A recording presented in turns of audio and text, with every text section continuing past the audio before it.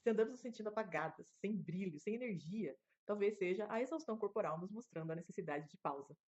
E se a fase da lua minguante é o tempo da devolução, de queimar o excesso, parar de sustentar a pose, encarar o espelho e dizer não preciso performar para continuar existindo, a quinta casa astrológica vem nos lembrar que o verdadeiro fogo não é aquele que arde sem cessar, mas a chama que nos aquece por dentro. Oi, eu sou a Luciana Lino Jerônimo, autora e editora independente, e esse é o primeiro episódio do Ser Lunática é Recuperar a Nossa Ciclicidade, um quadro semanal onde a gente vai utilizar alguns dos instrumentos do caldeirão do Transformando Meninas em Lobas, como a astrologia, o tarô, o IFES e a psicologia junguiana, para analisar os trânsitos lunares semanais e seus efeitos nas nossas vidas, assim como eles podem nos auxiliar na nossa jornada de vida plena e criativa. Sejam bem-vindos. O ego como guardião. Esse ciclo lunar que se inicia hoje, 12 de novembro, ele está acontecendo logo após o portal 11 do 11 e da mensagem deste arcano aqui, o arcano da justiça, que nos entregou ontem a espada da verdade. Não para ferir, mas para cortar o que não vibra mais com a nossa intensidade e com a nossa integridade. A lua minguante em Leão, que chega hoje, ela vem ajustar o nosso fogo interno, a nossa energia ao que é verdadeiro, não ao que é ideal. Essa é a grande diferença, hein? É como se o nosso sol interno, aquele, aquele mesmo que governa o nosso ego, estivesse aprendendo a se curvar a alma. O leão, ele quer brilhar, ele quer ser visto. Mas a lua minguante, ela é a guardiã do self. E ela nos lembra que brilho sem verdade é só um reflexo. Essa semana, a pergunta-chave que a gente deve se fazer é a seguinte: o que nós, o que em nós precisa de equilíbrio, não de controle? Estão vendo que são duas coisas completamente diferentes? Equilíbrio e controle? Com a nossa espada da justiça, a gente vai fazer a poda do nosso ego. O que não é o mesmo que tentar eliminar o ego, porque isso é impossível. Se a gente fizer isso, a gente vai estar destruindo a nossa própria identidade. O ego, ele é extremamente difamado pelo sistema cultural em que a gente vive, que usa assim expressões como egoísta, ególatra, egocêntrico, xingamentos, né? Ele, na verdade, gente, tirando todo isso, todo esse aparato cultural em cima do ego, a gente tem que pensar o seguinte, que ele é o nosso guardião do consciente. Ele é a parte que nos forma, que nos identifica com o mundo, e que sem ele a nossa alma não teria onde morar. E é por isso que a gente não pode podar o ego, extinguir o ego, extirpar o ego, matar o ego. Não é sobre isso. O que não nos contam é que, habitando a nossa psique, junto com o ego, nós temos várias partes que os modelos dos sistemas familiares internos, né, o IFES, eles chamam de partes exiladas, partes gerenciadoras e partes bombeiras. Então vamos imaginar o seguinte para ficar mais claro. Para proteger o nosso ego, a nossa consciência, do medo, da vergonha, da insegurança, essas outras partes surgiram, especialmente durante a nossa infância. E elas são, como as gerenciadoras, ativas protetoras. E que, em algumas vezes, essas partes elas chegaram até mesmo a salvar as nossas vidas. Mas como elas surgiram na infância e não percebem que a gente já cresceu, na maioria das vezes elas se tornam obsoletas dentro da gente. E aí, em vez de ajudar, a voz do crítico, aquela vozinha, né, que provoca, que coloca a gente para baixo. Então, ela tá, essas partes estão exaustas, essas gerenciadoras, elas estão meio que sem função, mas elas continuam querendo ajudar a gente. E é aí que o caldo entorna. Então, elas já não têm mais necessidade de estar lá. Elas querem nos proteger de perigos de vida que já não existem mais. Assim, nessa tentativa doida delas de manter a nossa integridade, de proteger o nosso ego, elas acabam fazendo com que a gente vá e se encaixe em caixinhas, em máscaras. E aí, encaixando-nos na máscara, a gente acaba se identificando tanto com ela, com o papel social, que a gente se esquece quem a gente verdadeiramente é. Então é meio que feitiço virando contra o feiticeiro, né? A máscara que a parte gerenciadora nos ajudou a formar, para fazer aquela segurança para a gente, para ser aquela armadura, ela acaba se transformando no que a gente imagina que seja o nosso papel social e seja a nossa identidade. Acaba se confundindo com ela. O Jung, o criador da psicologia analítica lá no século passado, ele chamou essa máscara do papel social que a gente usa de persona. E é nessa máscara, exatamente na persona, que a gente deve focar nessa lua minguante. Nessa lua minguante em Leão. Então, a gente jamais vai querer destruir o ego, mas refletir sobre essa necessidade de continuar usando a máscara, que foi criada para nos proteger, mas que acaba escondendo o nosso brilho autêntico. Ontem, no portal 11 do 11, o Arcano da Justiça, esse aqui do deck Wade Smith que eu tenho na minha mão, ele nos entregou, então, a sua espada simbólica, né? Não para cortar uma parte fundamental nossa, mas para cortar as nossas ilusões, as nossas máscaras. Então, a gente vai fazer a poda da idealização. do que a gente imagina que a gente deveria ser, para revelar quem a gente realmente é. Na cultura em que a gente vive, a gente é ensinada a confundir presença com performance. Mas a lua minguante em Leão, que começa hoje, ela vem rasgar esse feitiço. Ela vem apagar aquele holofote forte que está cegando a gente para ajudar-nos a reacender o nosso fogo interno. Nessa alunação, o autoconhecimento ele não é só a iluminação cega, aquele brilho que a gente imagina, mas ele também é o se despir.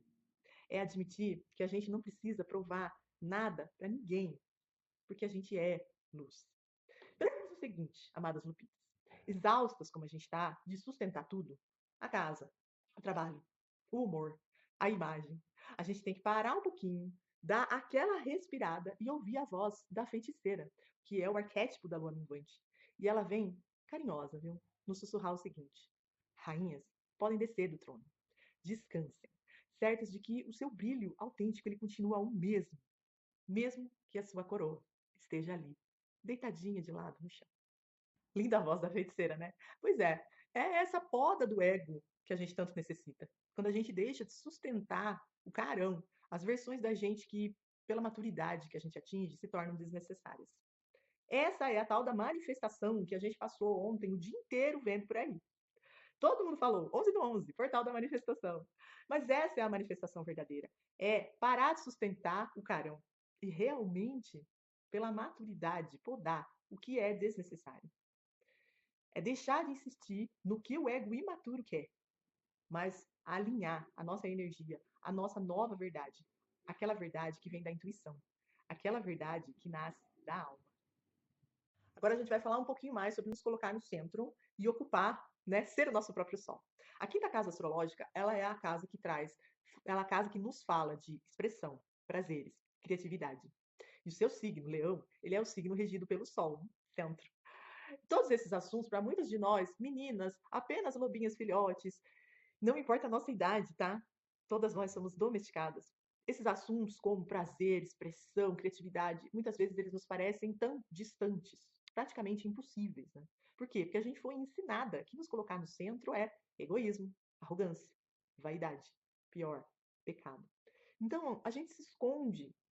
Aquela, lembra da parte gerenciadora, aquela que nos ajuda a nos encaixar? Ela fala: se você não se esconder atrás do serviço, do cuidado e de uma postura extremamente humilde, você está correndo um risco. E aí que esse brilho, nossa, ele vai se apagando, ele vai se escondendo atrás dessa máscara, desse papel social que nos foi enfiado goela abaixo. A parte gerenciadora, ela vem dentro da nossa cabeça dizer o que é construído pelo inconsciente pessoal e coletivo, que é extremamente patriarcal. E aí chega o arcano da justiça e a lua minguante e nos pedem o oposto disso, que voltemos para o centro, que voltemos para a nossa integridade. Mas não como uma busca de palco. Palco é para os outros. Aqui a gente está buscando o eixo, aquele ponto onde a nossa presença é suficiente. Já ouviu a expressão solitude? Sobre isso. Como é que a gente consegue isso, hein, Lu? Tá difícil, não tá fácil, não. Que tal começar ouvindo o conselho da carta de hoje do Oráculo das Lobas? Hein? Olha aqui. Vamos ver se você consegue enxergar. Sensualidade é o que o oráculo das lobas, né, no arquétipo da feiticeira, vem nos pedir no dia de hoje. Sensualidade é outra expressão que foi depreciada para significar como se fosse um sinônimo de sexualidade.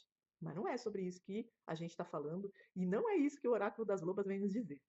Quando o oráculo diz o seguinte: sensualidade, celebraremos os nossos sentidos.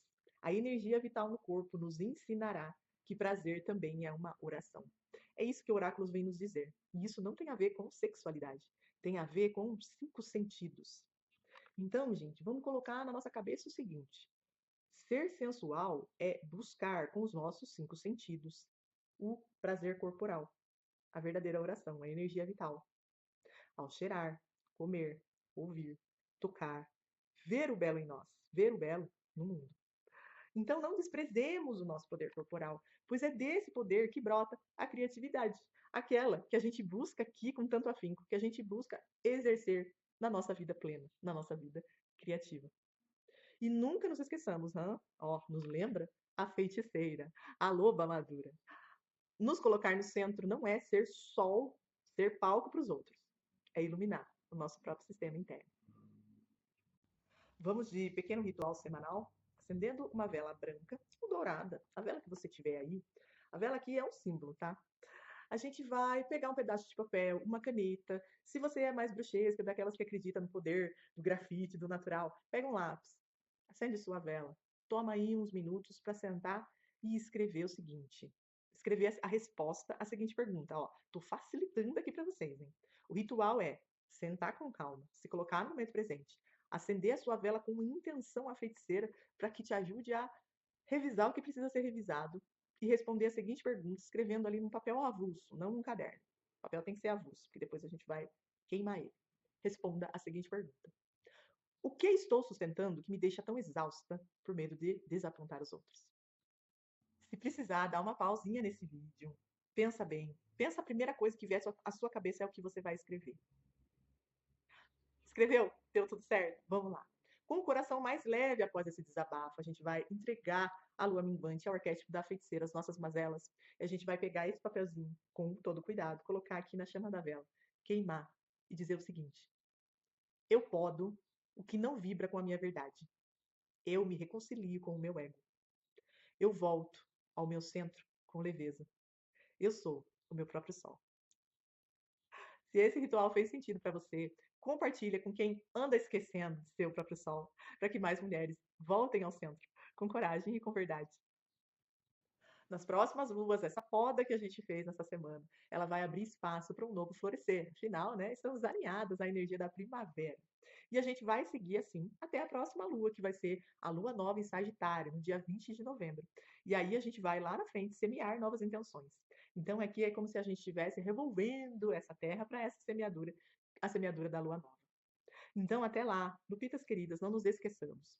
A loba, ela não precisa representar para ser amada, porque quem não aguentar a nossa integridade não merece nem um pedacinho da nossa atenção e do nosso amor.